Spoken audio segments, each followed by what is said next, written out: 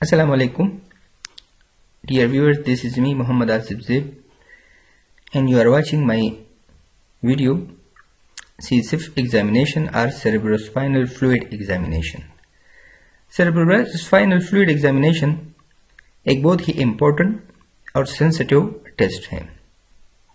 Sensitive इसलिए क्योंकि जो टेक्निक हम यूज करते हैं CSIF फ्लूइड लेने के लिए वो बहुत ही सेंसिटिव है और बहुत ही एक डिफिकल्ट काम है to collect that sample from a patient.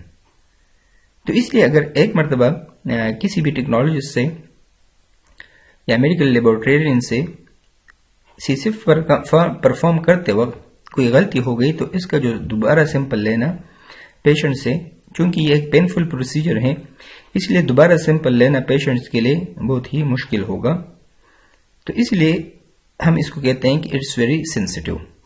Sensitive in essence हम इसलिए भी कहते हैं क्योंकि CSIF एग्जामिनेशंस हम तब परफॉर्म करते हैं जब सीएनएस इन्वॉल्वमेंट होती है, किसी भी डिजीज की या कोई बैक्टीरिया इन्वॉल्वमेंट है या वायरल इन्फेक्शन है या ल्यूकेमिक केसेस हैं या कोई और डिसऑर्डर है जो कि इन्वॉल्व है सीएनएस से रिलेटेड होते हैं, तो उनकी डायग्नोसिस के लिए फिर हम CSIF परफॉर्म करते हैं। इम्पोर्टेंट इसलिए भी है क्योंकि बाज ऐसे ल्यूकीमियाज हैं जिसमें सीएनएस इन्वॉल्वमेंट होती है और स्पेशली जो चिल्ड्रंस होते हैं उनमें एक्यूट लिम्फोब्लास्टिक ल्यूकीमिया में या M4 और M5 AML जो है उसमें बाज औकात CSIF इन्वॉल्व हो जाती है, तो उनकी डायग्नोसिस पर हम CSIF के थ्रू करते हैं। और वो पेशेंट्स जिसमें सीएनएस इन्वॉल्व हो जाते हैं ल्यूकेमिक केसेस में, तो उनकी ट्रीटमेंट भी फिर डिफरेंट हो जाती है उन इंडिविजुअल से जिसमें CSIF इन्वॉल्व नहीं होती, उनकी ट्रीटमेंट डिफरेंट है। जिसमें CSIF इन्वॉल्वमेंट है तो उनकी ट्रीटमेंट डिफरेंट है। इसी तरह बैक्टीरियल इन्फेक्शन या वायरल इन्फेक्शन में अगर सीएनएस इन्वॉल्व है तो उनकी ट्रीटमेंट डिफरेंट है।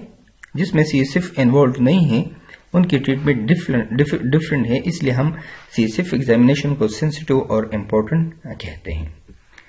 तो आज के टॉपिक में हम जो चीजें कवर करेंगे, सबसे पहले इंट्रोडक्शन, फिर function of CSIF, then how we collect CSIF sample, and then how we perform CSIF in a laboratory, and what are the chemical tests which are involved in CSIF examination, and what are the serological tests which we are perform on CSIF fluid. So सबसे पहले कि CSIF है क्या चीज। तो cerebrospinal fluid जो है ये एक फ्लूइड है जो कि ब्रेन और स्पाइनल कार्ड के इर्द गिर्द होती है। रिमेंबर कि जो ब्रेन है और स्पाइनल कार्ड है उसके इर्द गिर्द लेयर्स होते हैं, 3 किस्म के लेयर्स होते हैं जिनको हम कलेक्टिवली कहते हैं मेनिंजेस। 3 किस्म के लेयर्स हैं, एक आउटर लेयर, मिडल लेयर और फिर इनर लेयर।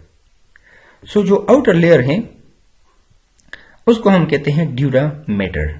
ये एक लेयर है जो कि सबसे आउटर लेयर होती है।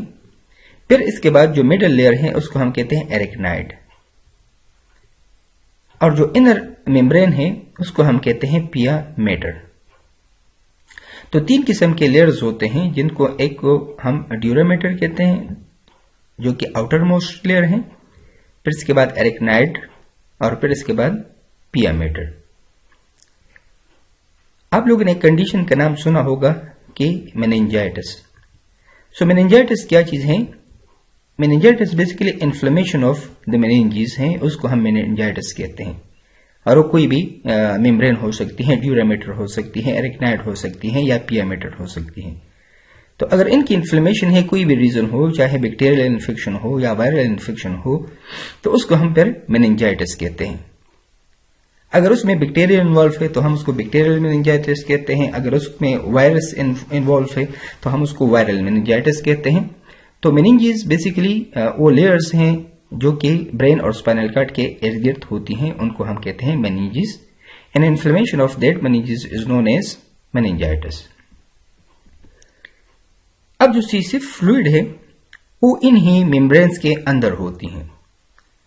तो जो हमने 2 लेयर्स कहे, एक को हमने कहा कि एरेक्नाइड लेयर्स और एक को हमने पिया मैटर कहा जो कि इनर है, और एरेक्नाइड जो है लेयर ये या मेम्ब्रेन ये मिडल लेयर है।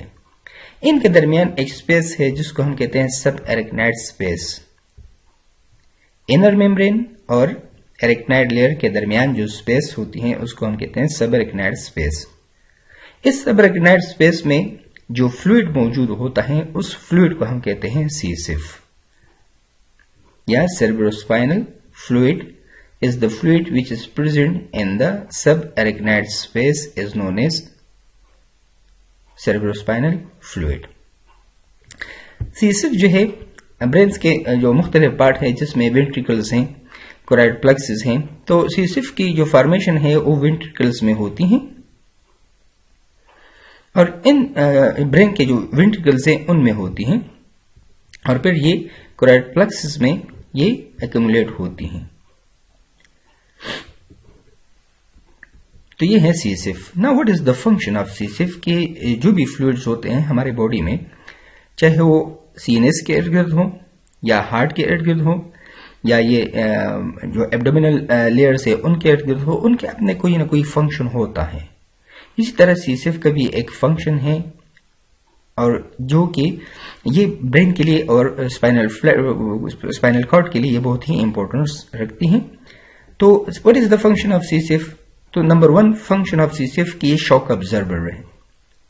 मीन्स कि ये जो स्पाइनल कॉर्ड है और ब्रेन है इसको प्रोटेक्ट करती हैं, शॉक को प्रिवेंट करती हैं, ब्रेन को और स्पाइनल कॉर्ड को ये शॉक से बचाती हैं।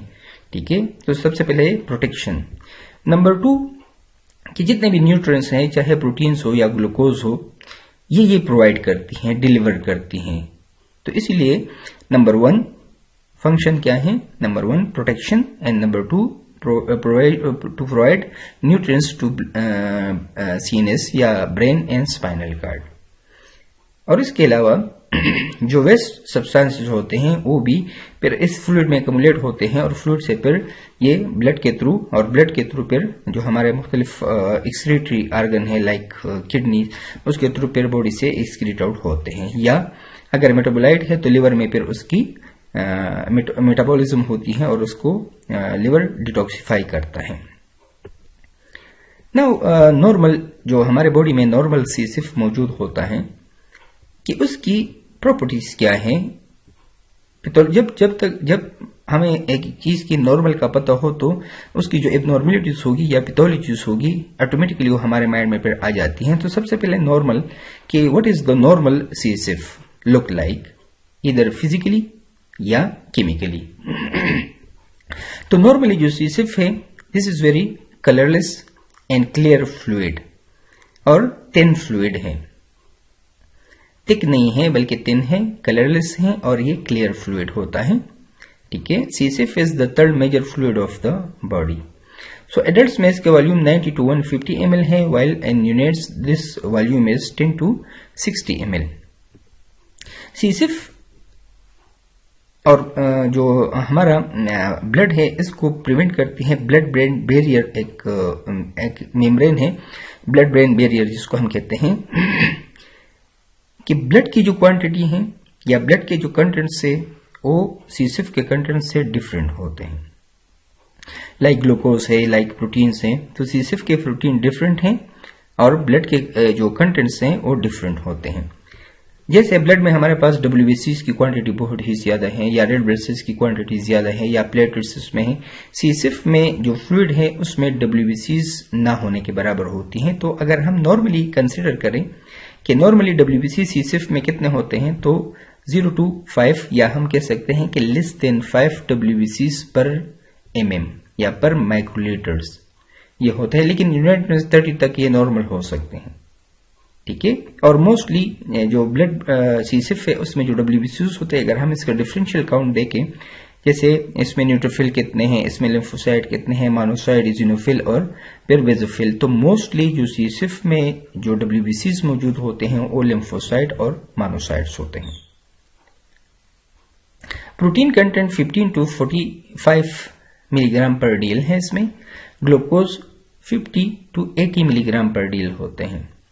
जबकि क्लोराइड इसमें 113 से लेकर 130 मिली इक्विवेलेंट पर लीटर्स होते हैं, और CSF is completely a sterile fluid. This is the most important thing. Sterile means there is no bacteria, there is no viruses, and there is no other organism present in C. siff normally.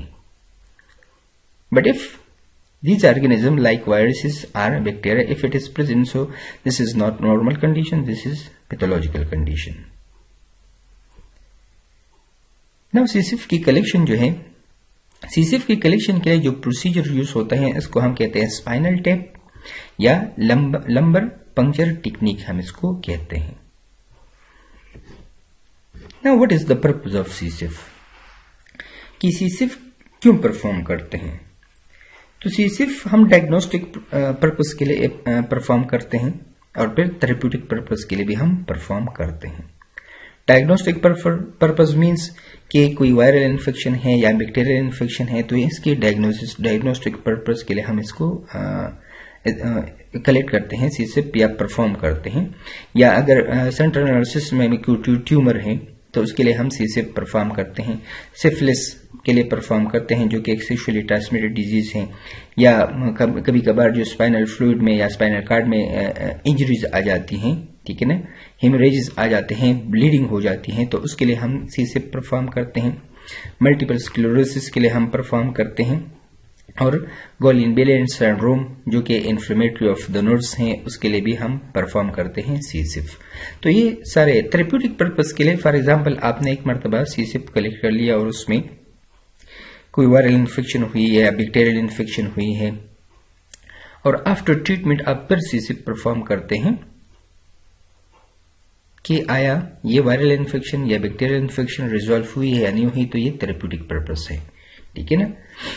कुछ leukaemias हैं, जैसे हमने पहले जिक्र किया कि कुछ leukaemias हैं जिनकी डायग्नोसिस के लिए वो भी थेरेप्यूटिक पर्पस है कि आया इसमें CNS इन्वॉल्व है कि नहीं है, तो उसके लिए भी हम C. siff परफॉर्म करते हैं.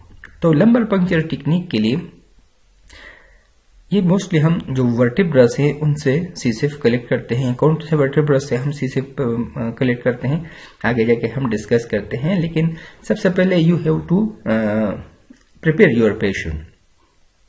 C. siff के लिए जो पेशेंट को हम प्रिपेयर करते हैं, तो पेशेंट को हम कहते हैं कि आप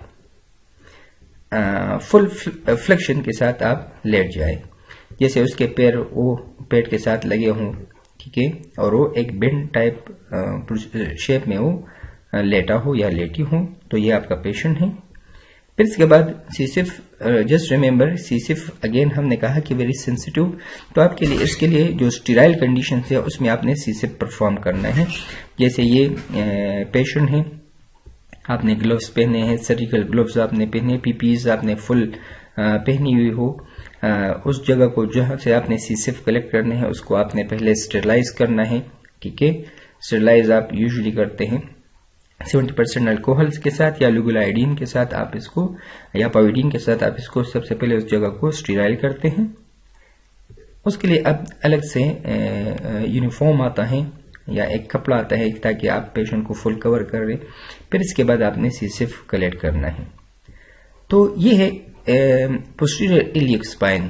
पोस्टीरियर इलियक स्पाइन से बिल्कुल अगर हम कहें कि ये तकरीबन 75 to 70 एंगल पे यहाँ पर वर्टिब्रास होते हैं, L1 और L4 वर्टिब्रा. इस L1 और L4 वर्टिब्रास के दरमियान जो स्पेस है उसको हम कहते हैं inter space. L3 L4 inter space, इसके दरमियान आपने जो नीडल है वो इंसर्ट करनी है. इसके लिए एक स्पेशलाइज्ड नीडल आती है, जैसे ये नीडल है, ये नीडल 20 गेज की ये नीडल होती है. इसका लेंथ जो है वो 90 mm है और इसका बोर 0.9 mm होता है. इसके नीडल के जरिए C. siff कलेक्ट किया जाता है. ये नीडल है और ये इसका स्टिलेट है. तो नीडल आपने इंसर्ट की, सबसे पहले आपने नीडल की स्टीराइल कंडीशन है कंप्लीटली, तो नीडल आपने इंसर्ट की. नीडल इंसर्ट करने के बाद आपने स्टिलेट को रिमूव करना है. स्टिलेट जब आप रिमूव करेंगे तो drop by drop C. siff आना शुरू हो जाएगा. जैसे आप देख रहे हैं कि इसमें एक ड्रॉप है जो कि निकल रहा है. तो फिर आपने ट्यूब्स लेनी है। अगेन ट्यूब्स बिल्कुल स्टेराइल ट्यूब्स हो, उसमें आपने सीसेफ कलेक्ट करना है। अब कितने ट्यूब्स लेने हैं, तो यूजुअली सीसेफ 3 ट्यूब्स में कलेक्ट की जाती हैं, ट्यूब 1, ट्यूब 2 और ट्यूब 3। तो तकरीबन 3 to 10 ml सीसेफ हम यूजुअली कलेक्ट करते हैं ट्यूब 1 में, ट्यूब 2 में और 3 में। तो टोटल हमारे पास आ जाएगा 3 to 10 ml सीसेफ। तो ट्यूब 1 से यूजुअली हम केमिस्ट्री और इम्यूनोलॉजी परफॉर्म करते हैं, यानी सीरोलॉजिकल डायग्नोसिस के लिए। कभी कभार जैसे एंटीबॉडीज आपने परफॉर्म करनी है तो उसके लिए सीसेफ केमिस्ट्री में हम प्रोटीन्स, एलडीएच और ग्लूकोज परफॉर्म करते हैं। ट्यूब 2 से चूंकि ये कम्प्लीटली स्टेराइल होगा तो इसलिए हम माइक्रोबायोलॉजी पर्पस के लिए यूज कर सकते हैं, लाइक कल्चर, ठीक है, उसके लिए हम परफॉर्म करते हैं। और ट्यूब 2 से मोस्टली हम साइटोलॉजी और हेमाटोलॉजी के लिए। तो 3 किस्म के जो डिपार्टमेंट में उनमें हम सीसेफ बेचते हैं, जिसमें एक केमिस्ट्री, माइक्रोबायोलॉजी और हेमाटोलॉजी। Now analysis.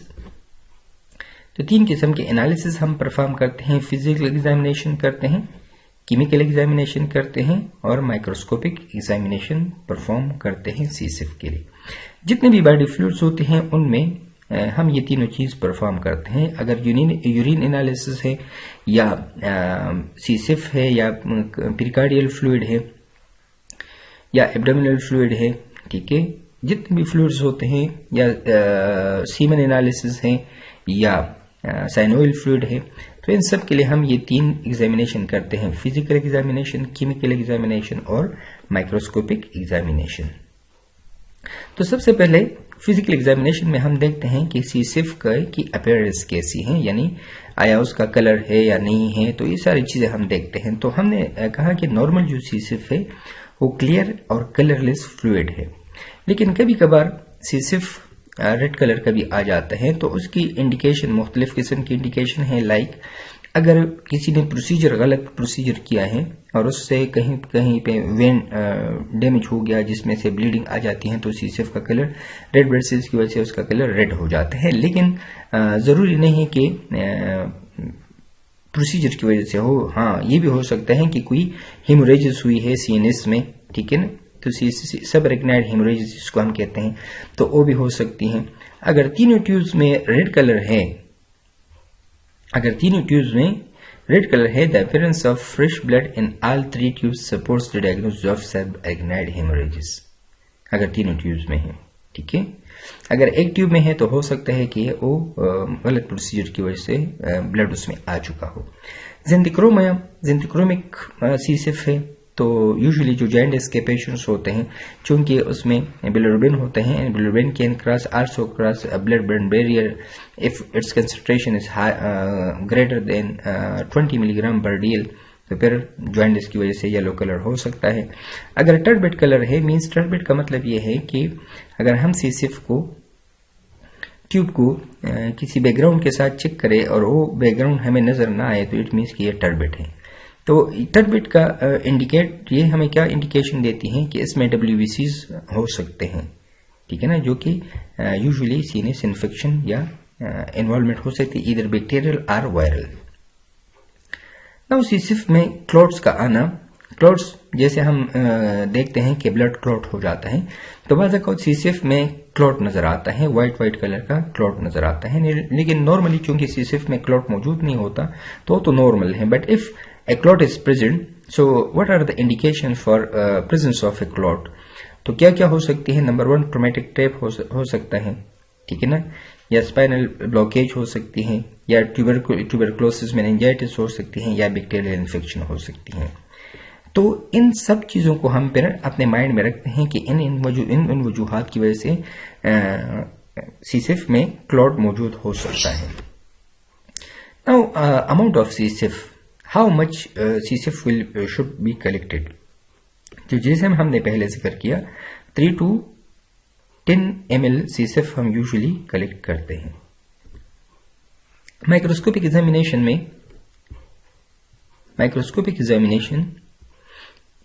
एग्जामिनेशन में हम देखते हैं कि सीसेफ में सेल्स कौन से हैं और उनकी इंपॉर्टेंस है। तो सेल काउंट पर हम परफॉर्म करते हैं। नॉर्मली हमने कहा कि लेस देन 5 सेल्स पर माइक्रोलीटर हमें यूजुअली नजर आते हैं। तो माइक्रोस्कोप एग्जामिनेशन में हम दो चीजें परफॉर्म करते हैं, टीएलसी और आरबीसी काउंट। और फिर जब हम टीएलसी परफॉर्म करें कि इसकी टीएलसी कितनी है, 10 है, 20 है, बैक्टीरियल इन्फेक्शन में मोर देन 100 भी आ जाते हैं टीएलसी। आरबीसी भी नॉर्मली नजर नहीं आते हैं, लेकिन अगर presence of red blood cells है तो it means there is some haemorrhages present, तो ये हमें ये बताती हैं।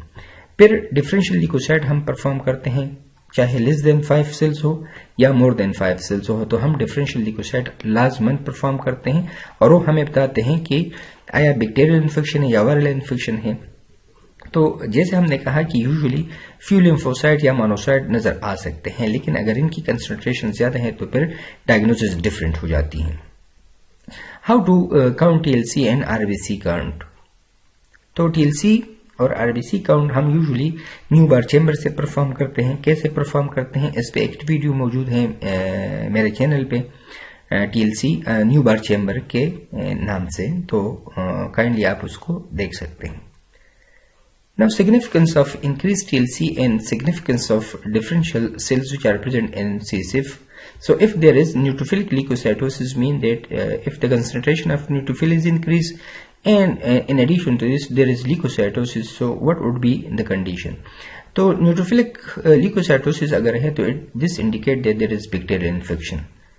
तो नाइसेरिया मेनिंजाइटिस हो सकता है, हीमोफिलस इन्फ्लुएंजा हो सकती है या इकोलाई हो सकती है। तो इन कंडीशंस में यूजुअली न्यूट्रोफिलिक ल्यूकोसाइटोसिस नजर आती हैं। लिम्फोसाइटिक और monocytic leukocytosis mostly viral conditions में ये नजर आती हैं, लाइक वायरल इन्फेक्शन या ट्यूबरक्लोसिस में है, या फंगल इन्फेक्शन या सिफिलिस, ठीक है, या मैलिग्नेंसीज में या ल्यूकीमियाज में। तो इसमें मोस्टली लिम्फोसाइटिक ल्यूकोसाइटोसिस हमें नजर आती हैं। अगर ल्यूकीमियाज में कोई भी ल्यूकीमिया हो, एक्यूट लिम्फोब्लास्टिक ल्यूकीमिया या एक्यूट माइलाइड ल्यूकीमिया, तो इसमें फिर ब्लास्ट नजर आते हैं हमें। इसमें लिम्फोसाइटिक या मोनोसाइटिक ल्यूकोसाइटोसिस नहीं होती, बल्कि उसमें फिर ब्लास्ट नजर आते हैं, लाइक माइलाइड ब्लास्ट और लिम्फाइड ब्लास्ट।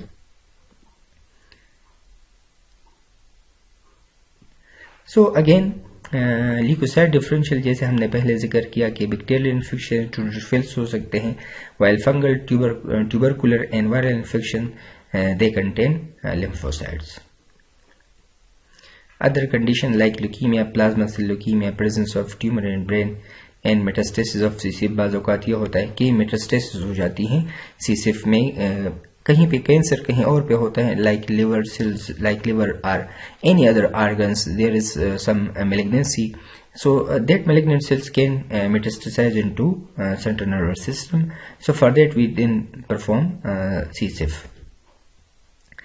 फिर ग्राम स्टेन एंड कल्चर, जो कि माइक्रोबायोलॉजी डिपार्टमेंट में होता है, और हर CSF के लिए ग्राम स्टेनिंग और कल्चर परफॉर्म करना चाहिए अगर आपने करेक्ट डायग्नोसिस करनी है कि पेशेंट की। तो ग्राम स्टेनिंग हम यूजुअली परफॉर्म करते हैं बैक्टीरियल इन्फेक्शन के लिए, क्या इसमें बैक्टीरिया मौजूद है या नहीं। तो अगर बैक्टीरिया मौजूद है तो फिर उसके लिए हम फिर कल्चर परफॉर्म करते हैं, और कल्चर से फिर हमें पता चल जाता है कि कौन से बैक्टीरियल इन्फेक्शन है। तो ये ग्राम स्टेनिंग और कल्चर के लिए। केमिकल एनालिसिस में CSF प्रोटीन और ग्लूकोज ये परफॉर्म करते हैं मोस्टली। तो प्रोटीन्स, जैसे हमने कहा कि नॉर्मली प्रोटीन्स 15 to 45 मिलीग्राम पर डीएल होते हैं, लेकिन अगर इसका लेवल इससे ज्यादा है, मींस 45 से ज्यादा है, तो ये हमें इंडिकेशन देती है कि there is something going wrong. और वो क्या हो सकती है, लाइक इन्फेक्शन में प्रोटीन जो है वो इंक्रीज हो जाती है, ठीक है ना, जो कि या परमेबिलिटी अगर कैपिलरीज की चेंज हो गई है, बहुत ज्यादा परमिएबल हो गया है, तो फिर प्रोटीन्स की कंसंट्रेशन ज्यादा हो जाती है। डिक्रीज अब्जॉर्प्शन हो सकती है, मींस कि अब्जॉर्ब जो ब्लड है उससे अब्जॉर्ब नहीं हो पाती, ठीक है। ब्लड चूंकि जैसे हमने कहा कि जब इसकी कंसंट्रेशन CSF की कंसंट्रेशन ज्यादा हो जाती है तो ब्लड इसको रीअब्जॉर्ब कर लेता है, इससे जो कंटेंट है। तो परमेबिलिटी अल्टर होने की वजह से एब्जॉर्प्शन भी डिक्रीज हो जाता है। तो इन कंडीशंस में फिर CSF प्रोटीन जो है वो इंक्रीज हो जाते हैं। Glucose, normally CSF glucose is 60 to 70% of the patient's serum glucose concentrations, कि ये 60 to 70% of the patient blood glucose जो है उसके 60 to 70% होती है। मीन्स कि जैसे नॉर्मल हमारे पास जो ब्लड ग्लूकोज है नॉर्मली अगर फास्टिंग में हम करते हैं तो 110 मिलीग्राम पर डीएल तक होता है, लेकिन अगर रैंडम हम परफॉर्म करें तो 150 तक ये नॉर्मल है। लेकिन सीसिफ जो है इसमें ग्लूकोज की कंसंट्रेशन ब्लड से कम होती है और सीसिफ की कंसंट्रेशन यूजुअली अगर इससे भी कम है तो ये इंडिकेट देती है कि यहाँ पर कोई बैक्टीरियल इन्फेक्शन है, ठीक है, मेनिंजाइटिस है या ट्यूबरक्लोसिस है या सिफिलिस है। तो इन कंडीशंस में ग्लूकोज की कंसंट्रेशन कम हो जाती है। केमिकल एनालिसिस में एक और चीज परफॉर्म करते हैं यूजुअली जिसको हम कहते हैं एलडीएच या लैक्टेट डिहाइड्रोजिनेज डिटर्मिनेशन। तो बस फिजिशियन ये भी सजेस्ट करते हैं कि आप एलडीएच बेस में परफॉर्म करें, then you have to perform LDH. So what is the importance of LDH? So LDH lactate determination is considered to be of some use by physician in differentiation between bacterial tuberculosis and fungal meningitis from viral meningitis, ठीक है। So the lactate concentration in viral meningitis is generally normal or low in comparison to that in bacterial tuberculosis or fungal infection. तो इसके determination के लिए या इसके differentiation के लिए either it is a viral infection or either it is a bacterial infection. So for the differentiation between that, so they perform lactate dehydrogenase. Now this is the difference between bacterial meningitis and viral meningitis. So there are certain factors on the basis of which we can differentiate that either the infection may be a bacterial infection or it may be a viral infection. So the most important thing that if there is a lot of neutrophils present in a CSF, so this could be a bacterial infection. But if a lot of lymphocyte is present in CSF, so this indicates that this may be a viral infection or Mycobacterium tuberculosis infection. Furthermore, CSF protein level reflects the degree of meningeal inflammation. अगर CSF protein if the CSF protein is increased, so this means that there is some meningitis or inflammation of the meninges. Similarly, in viral conditions, CSF protein level reflects the degree of meningitis. So means that in both viral condition and bacterial conditions, in both conditions infection, the CSF concentration, the protein CSF will be increased. But bacterial infection में ये 10 times increase होती हैं, जबकि viral infection में ये 2 to 3 times increase होती हैं। सीसिफ glucose जो है ये बैक्टीरियल इन्फेक्शन में बहुत ही कम होती है, जबकि वायरल इन्फेक्शन में ये नॉर्मल होती है। So these are the differentiation point between bacterial meningitis and a viral meningitis. Now serological examination, तो बाज़ औक़ात सीरोलॉजिकल एग्जामिनेशन भी सीसिफ में परफॉर्म करते हैं। जैसे serological examination of CSF is typically involved with diagnosis of neurosyphilis, ठीक है। इसी तरह सिफिलिस के लिए हम परफॉर्म करते हैं VDRL venereal disease of research lab. ये एक टेस्ट है जो कि सिफिलिस के लिए हम परफॉर्म करते हैं, तो उसके लिए ये सीरोलॉजिकल हम परफॉर्म करते हैं, या बाज़ औक़ात एंटीबॉडीज देखने के लिए भी हम सीसिफ में सीरोलॉजिकल टेस्ट परफॉर्म करते हैं। नाउ अदर टेक्निक्स, बाज़ औक़ात इसकी ज़रूरत पेश आती है, जैसे PCR है या एलाइजा टेक्निक है, तो ये भी हम परफॉर्म करते हैं सीसिफ में। So what is the importance of other techniques?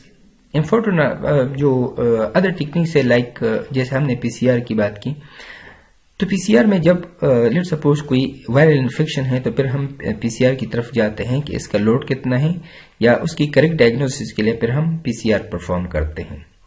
तो ये अदर टेक्निक्स है जो कि यूज करते हैं, लेकिन ये स्पेशलाइज्ड टेस्ट है और स्पेशलाइज्ड लैब में ही ये परफॉर्म होती हैं। Thank you so much.